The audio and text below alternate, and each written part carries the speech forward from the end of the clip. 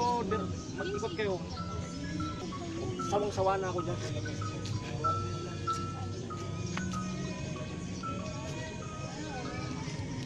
Sige na, sige na. Sige po.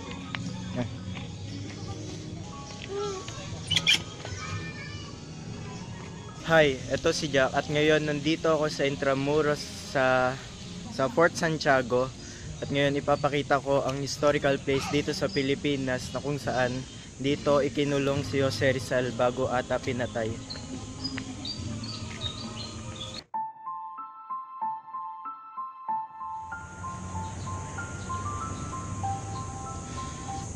Itong lugar na to sa Intramuros, hindi siya abandon, pero nagiging tourist spot siya sa mga tao dito sa Pilipinas at saka yung gustong pumunta dito sa lugar na to.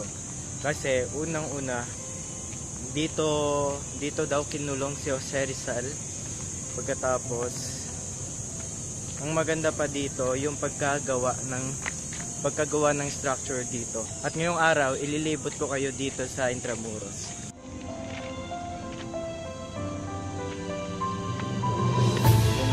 Hindi ko alam kung paano nila pinagana to kasi alam ko na ilalagyan to ng tali. Ay, eto. Bang!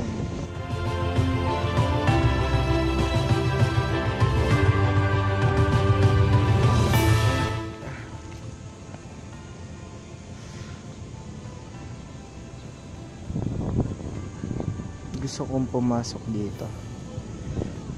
Try ko.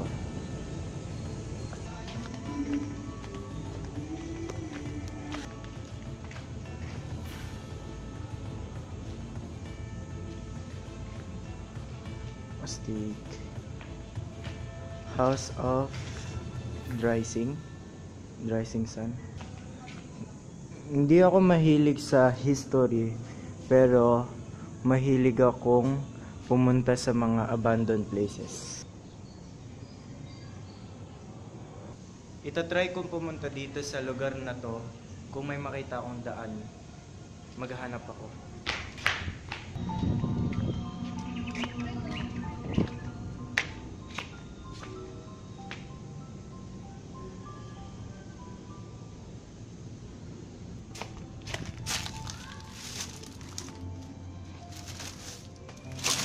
Ano to?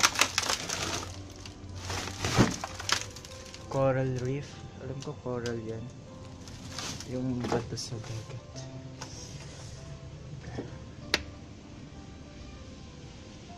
Sa sobrang tagal na abandon na tong place na to, nagkaroon na siya ng mga halaman na nakapalibot sa mga pader. At ito, sobrang laki na.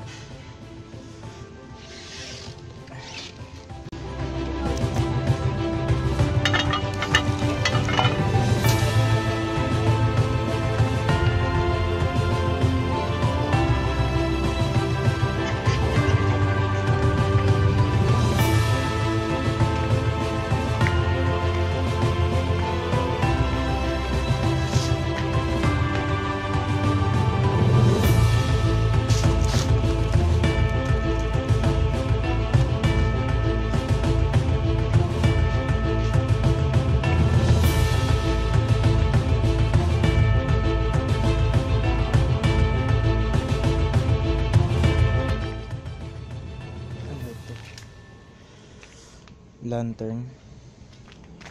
Aray.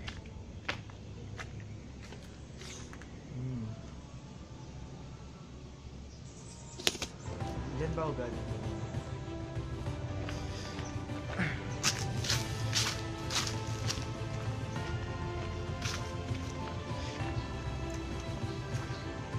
Sa sobrang tagal na siguro ng structure na to, may mga parts na ng lugar na gumuho at ito na lang ang natira. Wow.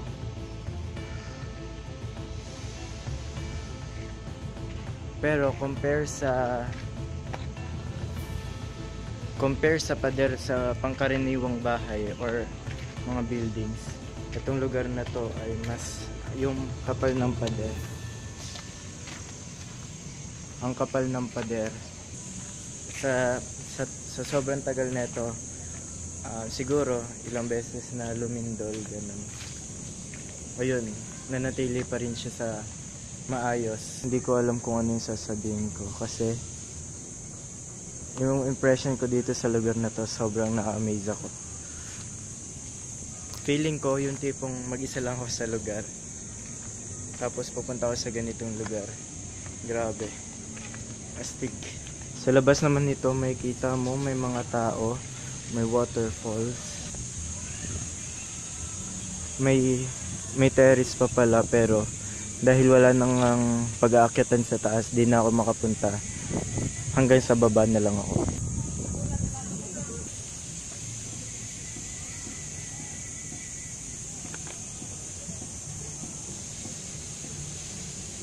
Ikaw naman, sir. Good job.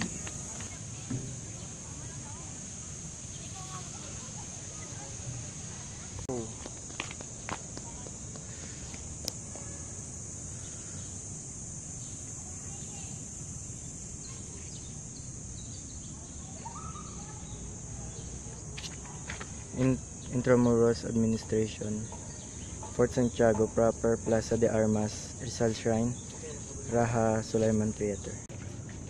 Fort Santiago. Gosh, mas marami pa pala.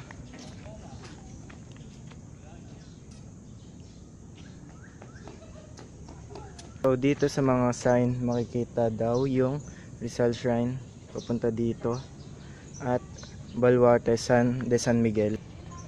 Tignan. Ay, pupuntahan ko yun mamaya. Baluarte de San Miguel.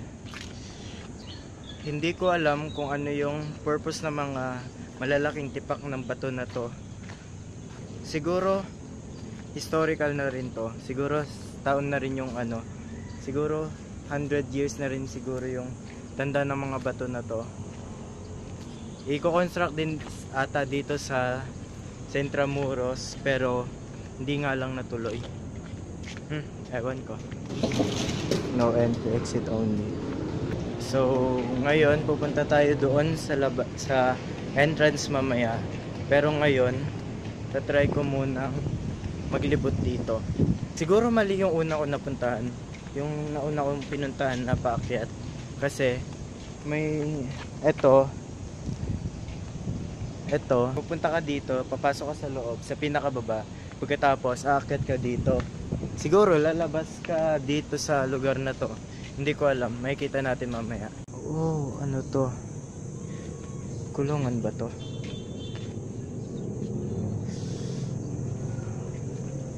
Entrance fee. Oh crap! Ang lamig.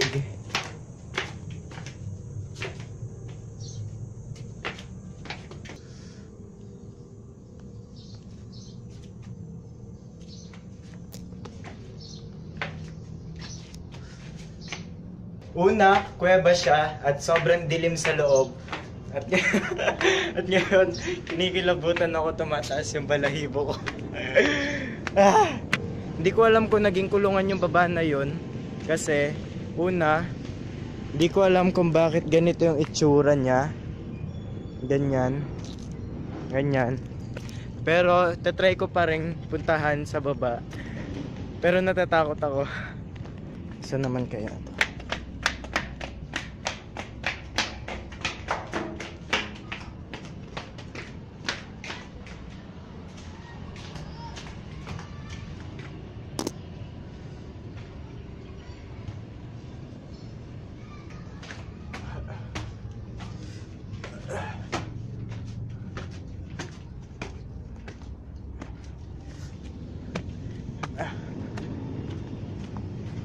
Diyan lang din pala. Ground tunnel. Try kong puntahan dyan. Oo nga. Pero sarado. Pero ngayon tatry kong pumasok. Kasi dito sa gilid may daanan siya.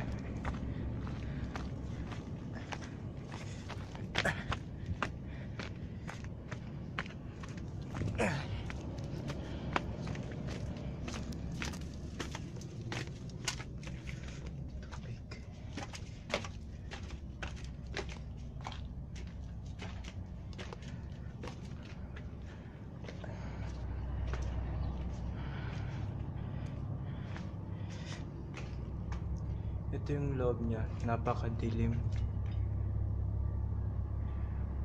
Ayun. Doon sa dulo, kung di nyo nakikita, sarado na siya. Pero doon, may daanan pa. Hindi ko alam yung reason kung bakit isinara tong lugar na to. Hindi ko alam kung bakit sinara. Siguro dahil hindi safe. Pero ngayon, tatry pa muna natin pumunta sa ibang lugar dito. Kasi mas na-excite ako. Dito, may nakikita akong underground na daanan. Mga tunnel. At ayun, umiilaw. Siguro pwedeng puntahan yon. Pero ngayon, tatry ko munang maglibot dito. Siguro ito yung entrance.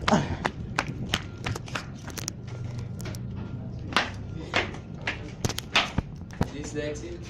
I exit? Yes. Ay, Saan ka dumaan? saan po yung pwedeng dumaan, Sa sir? dungeon po, sir. Sige po. White Cross. So, wrong entrance na naman, pangalawang beses na to. Pero, tatry kong pumunta. Dungeon ba yan? Okay. Fort Santiago Dungeon. Bago po tayo pumasok, ingatan lang po yung ulo. Opo. Hindi dito tayo papasok, doon tayo lalabas sa front of Pasig River. May gwardiya po tayo sa loob. Yun na po. Thank you po. Malamig sa loob po dahil po ba? Sobrang kitid ng daan.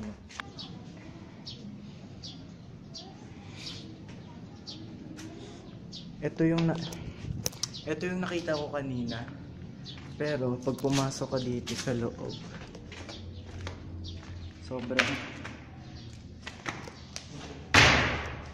sobrang baba. Same lang din.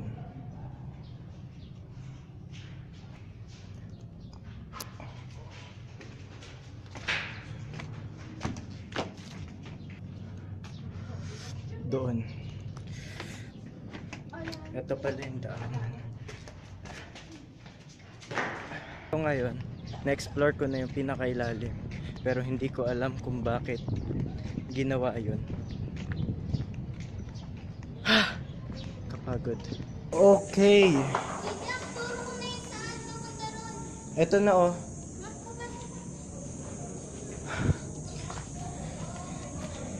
Hindi ko alam kung ano yung purpose nito, pero sobra kong naastigan.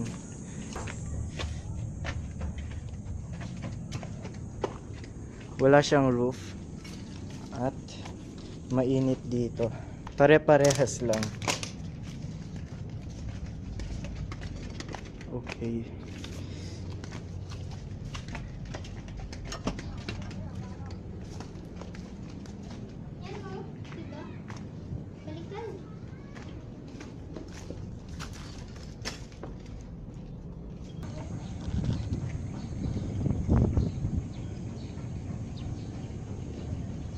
Oh. Hindi ko alam kung ano yung meaning niyan, pero parang siya si Jose Rizal. At tingnan nyo yung sapatos niya. Yung sa left side, sira.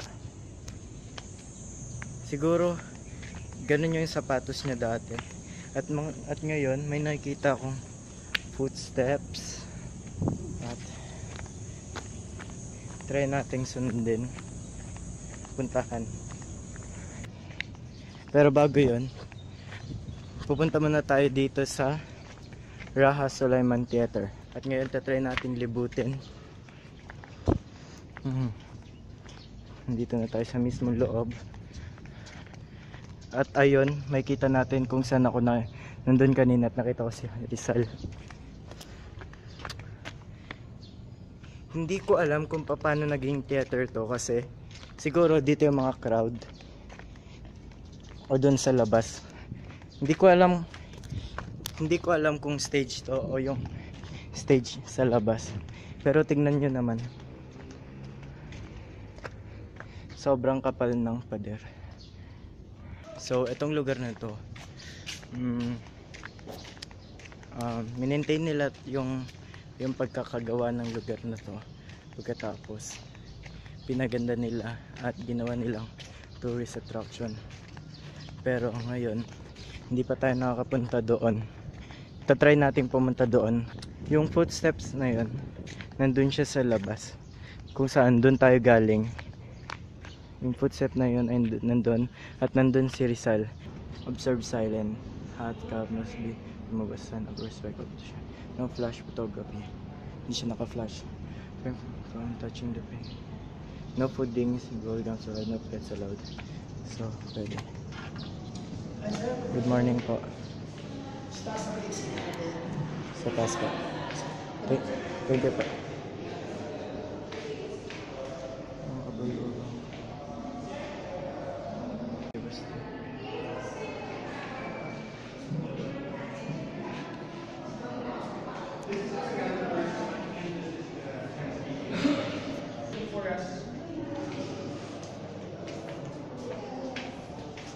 Prison cell.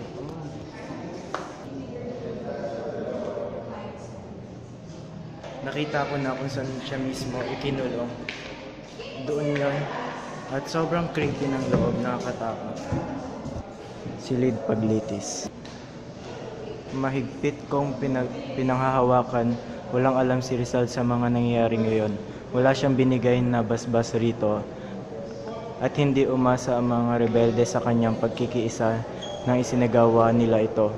At sa mahigpit na hustisya, ang nag-iisang maaaring hatol sa kanya ay walang sala.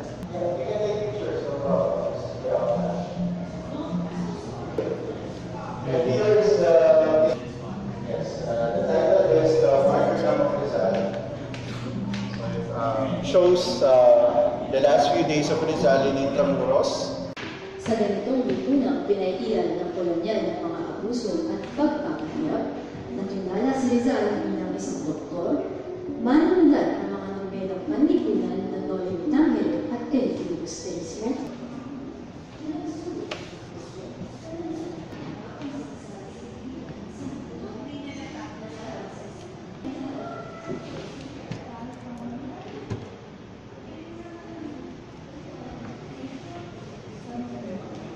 Bayan.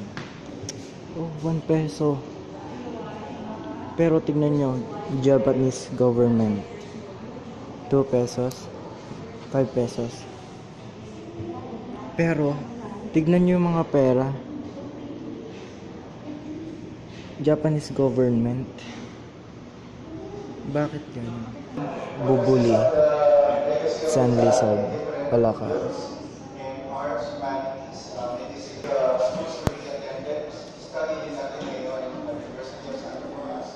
Finally, makapunta na tayo dito. Jacket.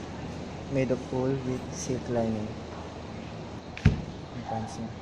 Matangkad siya. Dorsaliana furniture. Ito, makikita natin yung original paintings. At saka yung original furnitures na ginamit nila noon. At dito na matatapos ang aking vlog. Maraming salamat sa panonood. Like kung nagustuhan nyo yung video, subscribe kung gusto nyo pa akong masubaybayan pa, at mag-comment kayo sa ibaba kung ano yung gusto nyong matuklasan ko pa at gusto nyo puntahan ko pa. Maraming salamat at God bless.